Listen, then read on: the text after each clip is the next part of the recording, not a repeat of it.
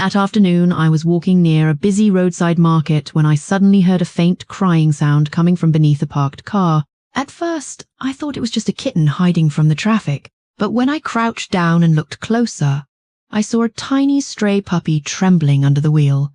The little dog was filthy. Its fur was messy and dusty, with pieces of dried bread stuck around its mouth as if it had been surviving on scraps from the street. The puppy looked incredibly small, probably only a few months old, and its whole body shook violently whenever someone walked too close. Cars kept passing nearby. The noise alone was enough to terrify it. I slowly knelt beside the car and tried speaking softly. The puppy immediately backed deeper underneath the tire, curling itself tightly into the corner like it was trying to disappear. "Hey, it's okay," I whispered. But the poor little thing clearly didn't believe humans could be trusted. A few people nearby noticed what I was doing and gathered around. Someone said the puppy had probably been abandoned there earlier that morning. Another person guessed it might have wandered away from somewhere else. Nobody knew the truth. All we knew was that this tiny dog was alone, terrified, hungry, and hiding beneath moving cars. I carefully reached my hand closer, but the puppy suddenly snapped in fear and accidentally bit my finger. It wasn't a strong bite. Honestly, it felt more like panic than aggression. Okay, I understand," I said quietly while pulling my hand back. The puppy immediately began trembling even harder afterward, almost like it felt guilty for defending itself. That honestly made me feel even worse. I noticed it kept licking its lips and glancing nervously around, probably searching for food or somewhere safe to hide. So I went to buy water and something soft for it to eat. At first, the puppy refused to come out, but eventually hunger won. Little by little, it stepped forward and began nibbling cautiously while keeping one eye on me the entire time. The moment it realized nobody was trying to hurt it, the trembling slowly became less intense. I gently stroked the top of its head. This time, it didn't bite. Its body still shook badly, but it allowed the touch. That small moment felt like progress. I remember laughing nervously and saying, "You're so tiny, but your temper is huge." The puppy stared at me with wide, nervous eyes, still unsure whether to trust me completely. Honestly, I didn't know what to do either. I already had 3 dogs at home.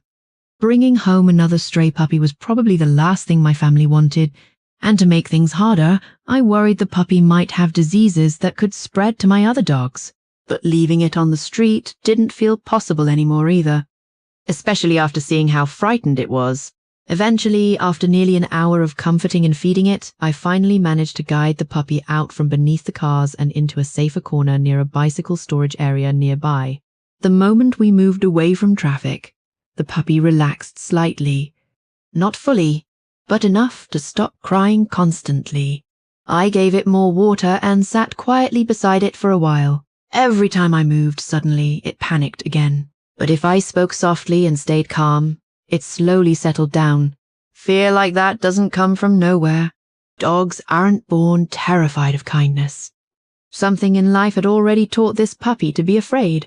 I kept looking at its tiny face, wondering how such a small dog had ended up wandering alone in such a dangerous place.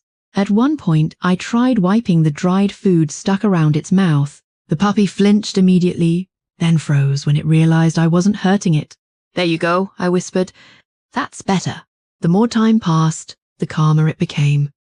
Soon it even allowed me to hold it briefly without struggling too much. Its tiny body felt warm and fragile in my hands. I could still feel occasional trembles running through it whenever loud sounds echoed nearby.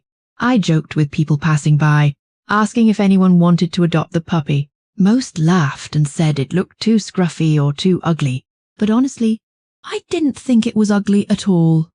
Terrified, dirty, and abandoned maybe, but not ugly. After spending more time together, I decided I couldn't just leave it outside anymore. Even if I couldn't fully bring it home immediately, I could at least keep it somewhere safe temporarily. So I prepared a small corner with an old blanket and a basket where it could rest quietly for a few days. The puppy was still nervous, but compared to earlier, it had already changed so much. Now it allowed me to pet its head. Now it drank water comfortably. Now it no longer tried desperately to hide under every car nearby. As evening came, I took the puppy with me while running errands around the neighborhood. Surprisingly, it became much calmer outside once it realized I wasn't abandoning it.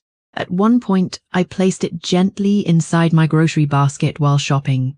The tiny dog curled itself into the fabric quietly, looking sleepy for the first time all day. Seeing that almost made me emotional, because sometimes rescue doesn't begin with dramatic moments. Sometimes it begins with tiny things. A bowl of water, a soft blanket, a gentle hand, a frightened animal finally realizing someone means no harm.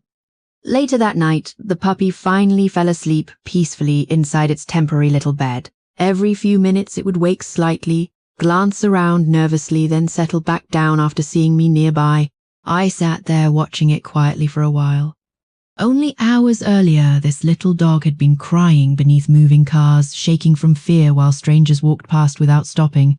Now it was warm, safe, and no longer alone. I still don't know exactly where the puppy came from or who abandoned it.